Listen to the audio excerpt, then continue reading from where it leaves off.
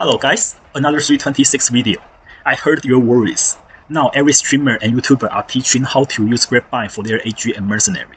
Svalinn also become a T0 unique, same rare as Match Blood. Price of these two items will be skyrocket to the space. But don't worry, we got alternative solutions without them. It's not the end of the world. So today I would like to introduce what's the backup plan if we cannot afford Svalinn and GraveBind. If you like, please subscribe. Okay, so first, what if Svalinn become unaffordable? Svalinn is a new shield in 3.25 from King's March, and it is the best shield among all POE history, because you only need to invest very little on passive and block chance. Then it can get very high block chance in rewarding. So everyone turn to use Svalinn.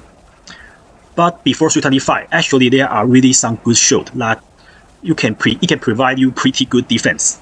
And like my current state, I'm not using Svalinn, but I can almost unkillable in a T16. Okay, so the first shield I want to introduce is the Surrender. The Surrender provides a good block chance, and it will recover up to 500 life when you block.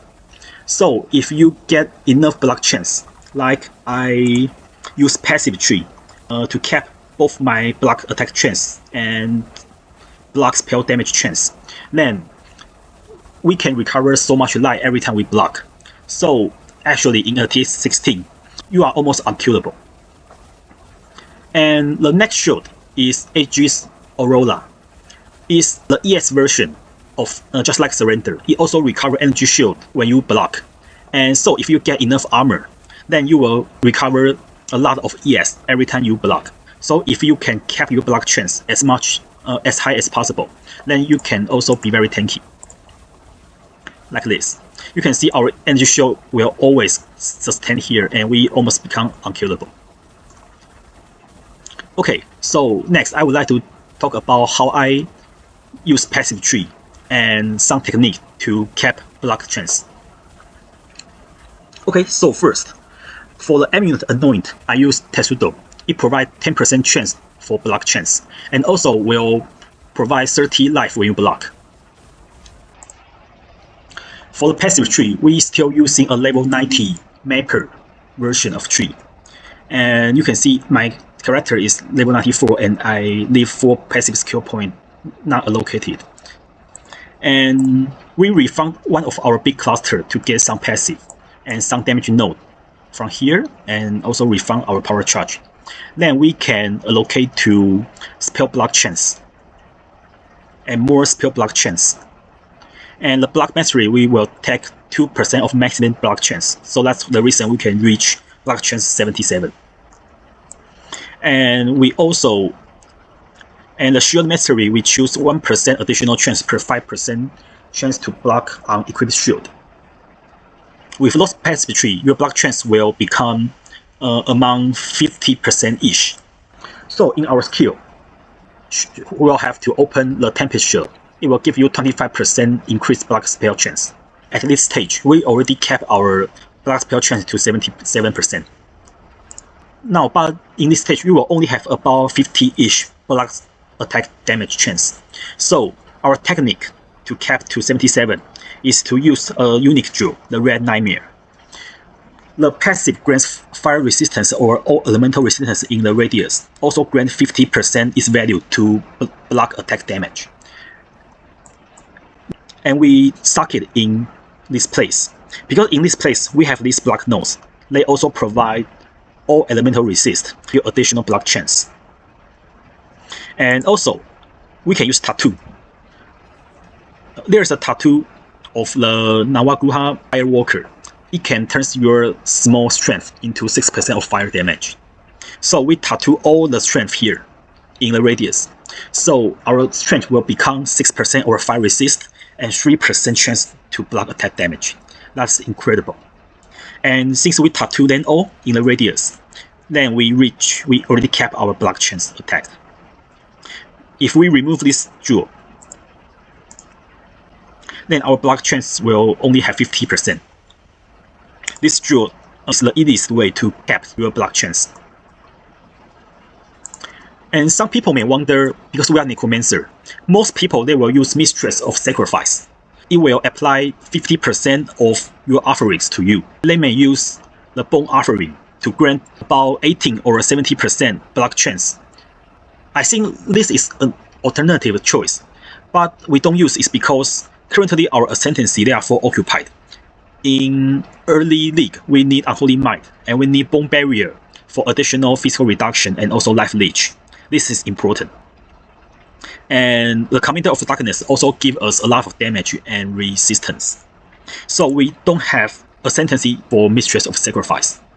In the other budget version, after we swap to elemental damage with Void Forge, then we can refund Unholy Might to Mistress of Sacrifice. In last stage, we can refund a lot of our block chance node here, and we can then to get more damage. So that's the end game solution. Okay, and there's also an option that you can try to find the Watcher's Eye in the Jewel Socket. I remember that is Determination will also grant you 8% block chance. So that's an alternative way to cap your block chance. So in summary, if Svalinn become unaffordable, the Surrender and the Aegis Aurora is also a good alternative. In 3.25 they become very cheap because everyone goes to Svalinn. Now in 3.26, these two they are still very good at defense. You can see I'm almost unkillable in T16, and I haven't even enabled my flask. Oh, and just to remind, there's another tattoo is Valakal Shield Barrier. This tattoo is very valuable, and because if we use the Red Nightmare to cap our block chance, so actually we don't need this tattoo. If you get this on the ship, sell it. And we use this fire resist is much cheaper. Okay, next. What if we cannot afford GraveBind? GraveBind we equip to our AG, so nearby enemies killed by our animated weapon will be counted as killing by your AG. So every killing will trigger our chance of command for a level 20 animated guardian weapon. But if this glove becomes unaffordable, actually we can still run our build, because we have a great alternative choice, and it's my secret weapon. The glove is Asena's Gentle Touch. This glove gives everything we need for mapping and blind AFK. For this glove, you will curse enemy with temporal chance on hit. Because this is equipped by our AG, so our AG hit will apply the temporal chain. And for every cursed enemy's dice, they will explode, deals 3% to their life as physical damage. And because this glove is equipped by our AG, so I found this explosion is actually scaled by our minion damage. So when we do the mapping or AFK in Blight, you will see the chain reaction of explosion. Those enemies get exploded, their corpse will not be removed. They will become a cursed aura on the ground. So let me show how it works. Okay.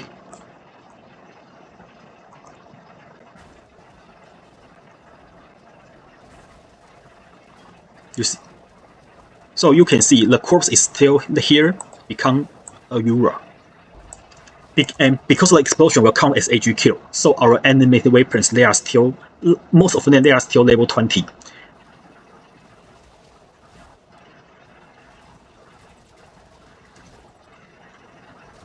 Yeah, it feels so good for the explosion. This glove, I remember each glove is about 20C or 30C at first week. So if GraveBind become unaffordable, then Asena's Gentle Touch is a great alternative. I hope this video will not make Asena's also become expensive. Okay, although even this glove has so many advantages, but it still has some drawback when you want to do the pinnacle bosses.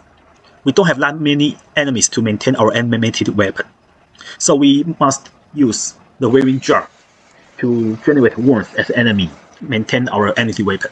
But you can see, I use 3 flasks. With this glove, I can generate 4 weapons and 5 weapons with 3 flasks, which means I have to wait about 3 rounds to reach my maximum animated weapon. Why people always want a GraveBind? Let me show what's the difference. Now we have GraveBind, so each wearing drop can generate 4 weapons in single time. As you can see, 3 wearing drop, in each round we can generate 9 weapons.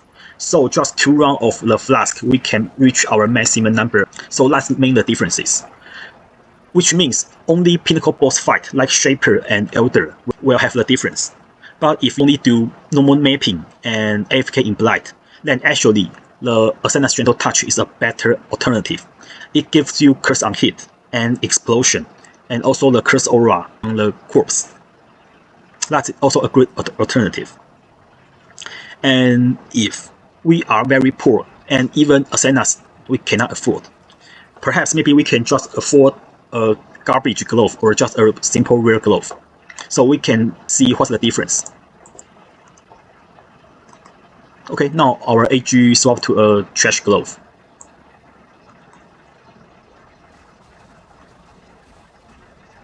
As you can see, we can still generate our enmity weapon, and we actually still one up our build very well. But the difference is you can see most of the weapon they become the lower level version, because by chance of command, if your AG kills, then it will trigger a level 20 enmity weapon. But if the enemy is killed by your weapon, there is still have 10% chance that will trigger a level 18 enmity weapon. So that's the right hand side of the weapon here. So indeed, without GraveBind, our DPS is slightly lower because our weapon level only have 18. In summary, if you only want to do Blight map or normal mapping and you give up the pinnacle boss fight, then you can use the Ascena's Gentle Touch.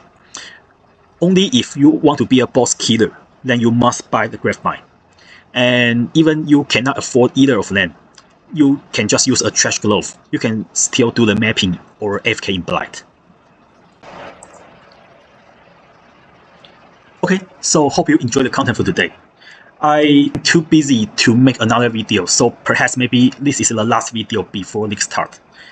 I know many people are asking for the upgrade version for the Blight AFK. I think you can check my 3.24 videos. Basically, with our mercenary, the upgrade gear and the passives, they are the same as 3.26. I will put a link in the comment. Hope you like it. Please subscribe and see you next time.